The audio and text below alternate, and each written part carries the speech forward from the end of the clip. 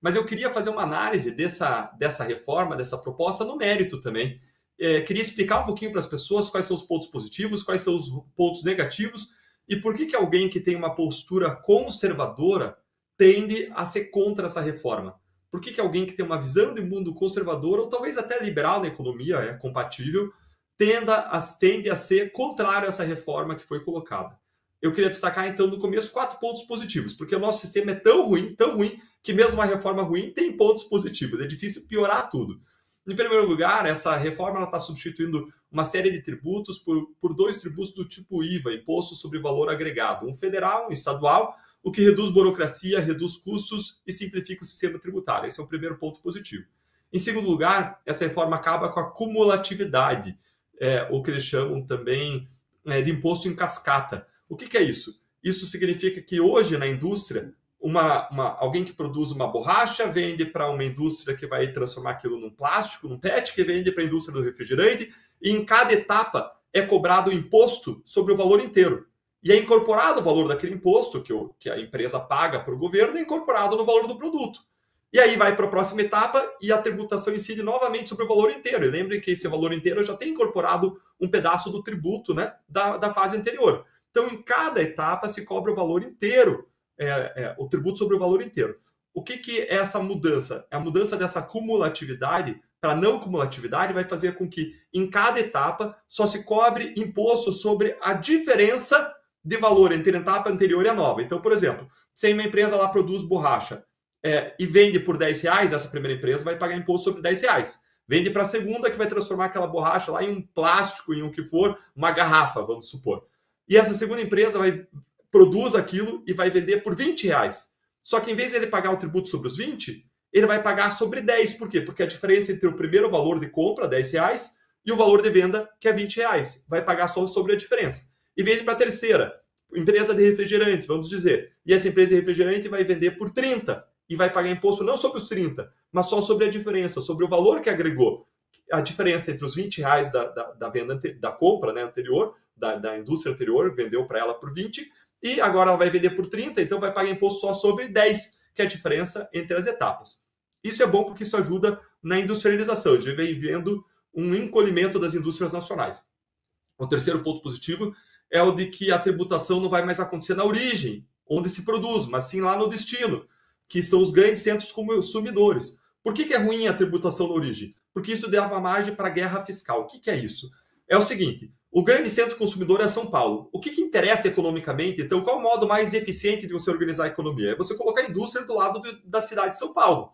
Só que, porque vai ser mais barato, né? A distribuição vai ser mais barato, está pertinho dos consumidores. Só que, como a tributação hoje não é no destino, é na origem, é onde fabrica, alguns estados dizem assim, a Bahia pode dizer, não, venha para cá, indústria, que eu vou te dar um tributo mais favorecido, eu vou te dar um incentivo fiscal. E aí, essa empresa vai lá para a Bahia e vai ter que escoar toda a sua produção para São Paulo, que vai aumentar o custo, e o que dificulta ela ter acesso, inclusive, a portos, a exportação, e deixa o nosso produto menos competitivo no cenário internacional. Como a tributação passou para o destino, essa indústria ela tende agora a ficar perto do centro consumidor, o que vai aumentar a eficiência econômica. Um quarto ponto positivo é que a cesta básica vai deixar de ser taxada. Certo. Esses são os pontos positivos que eu vejo nessa reforma. Agora tem vários pontos negativos. Vários pontos negativos, e aí eu vou dizer por que uma visão conservadora coloca o pé atrás e tende a ser contra essa reforma. O primeiro ponto negativo é o fato de que se criam novos tributos e há um risco de aumento de carga tributária. A gente tem uma das cargas tributárias mais altas do mundo. Somos entre as 30 cargas tributárias mais altas do mundo, só que a nossa peculiaridade, adivinha qual é? Dentre esses 30 países, nós somos o que menos entrega em termos de serviço público. Nós temos uma carga tributária, teve no ano passado, de 33% do PIB, 33,7% do PIB, para ser mais exato. E essa reforma traz uma possibilidade de aumento da carga via alíquotas que ainda vão ser propostas, não estão definidas. Qual vai ser a alíquota padrão do IVA nacional, do IVA estadual, municipal? Não está definida, isso ainda vai ser proposto. Além disso, como a reforma foi proposta de modo assodado, vejam só, foi aprovada uma emenda logo depois do bloco principal, e aí um deputado do Novo, Gilson, olhou depois e disse, gente, foi aprovado por meio de uma emenda a possibilidade de criação de um novo tributo que ninguém nem viu, nem discutiu. Então se previu a criação de um novo tributo que não foi nem discutido. Além disso, a reforma previu até uma regra de que não existiria um aumento da carga tributária, mas não tem as salvaguardas adequadas para que isso não aconteça, porque isso vai ficar na mão de diferentes pessoas. Diferentes pessoas vai ter o tributo nacional e vai ter o IVA dos estados e municípios. Então, não existem salvaguardas que possam garantir hoje, que tenham sido estabelecidas, para evitar efetivamente esse aumento da carga tributária. Além disso, o IPTU, que é o imposto municipal que você paga sobre um apartamento, sobre uma sala comercial, sobre um terreno, ele vai poder ser aumentado por decreto. Ou seja, não vai mais precisar passar pela Câmara de Vereadores. Um prefeito que queira aumentar a carga tributária vai poder dar uma canetada e aumentar. Além disso, se aumenta essa reforma, estabelece a progressividade do imposto de transmissão por morte, por inventário ou por doações. Ele vai ser progressivo, quanto maior o valor, maior o tributo.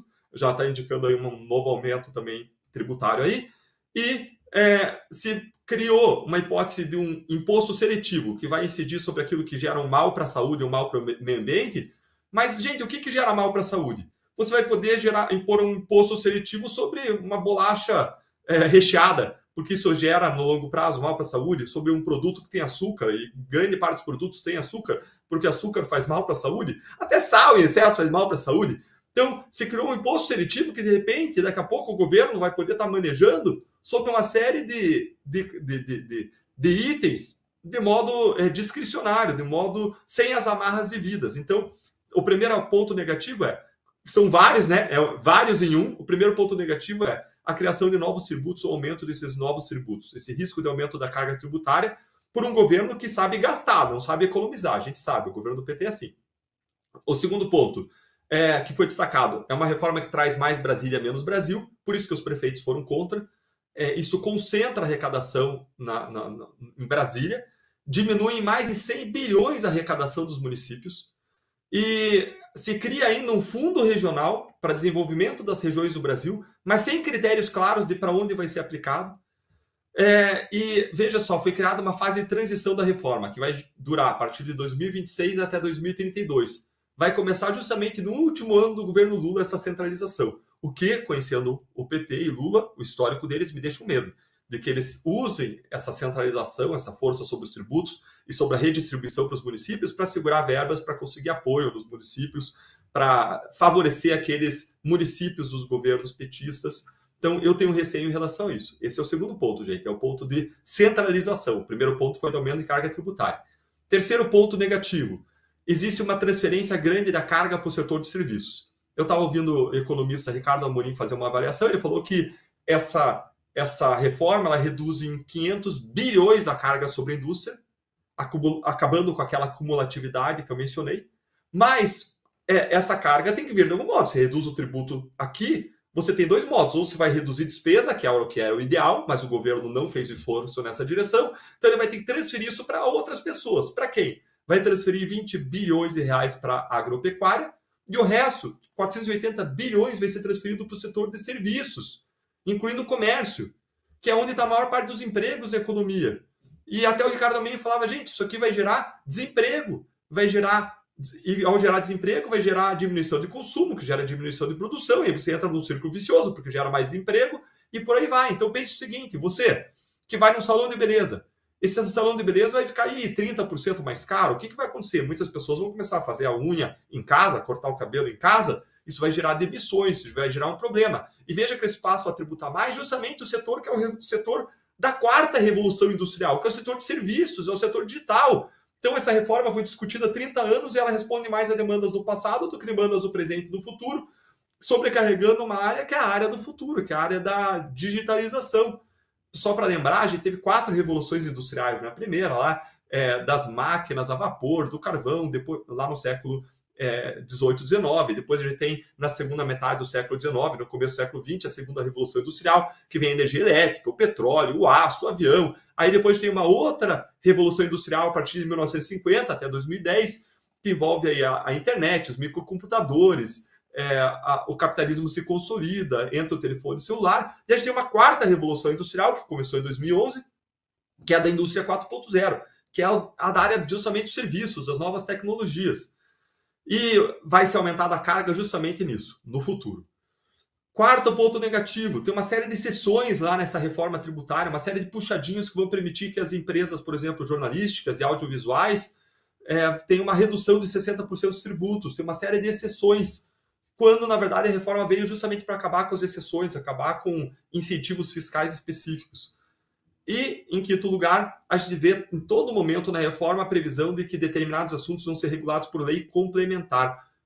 O que traz uma grande incerteza. O que de fato vai ser feito? Vai depender da lei complementar.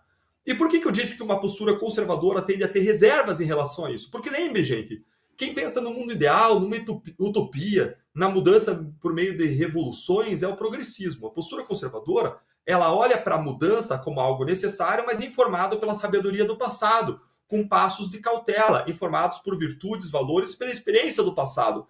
E o que a gente vê agora, eles fazendo uma revolução com uma série de regras que não estão claras. É rifar o nosso futuro, é jogar uma moeda para cima. Então pode dar certo, pode dar errado. Vou torcer para dar certo, mas tem uma grande chance de dar errado.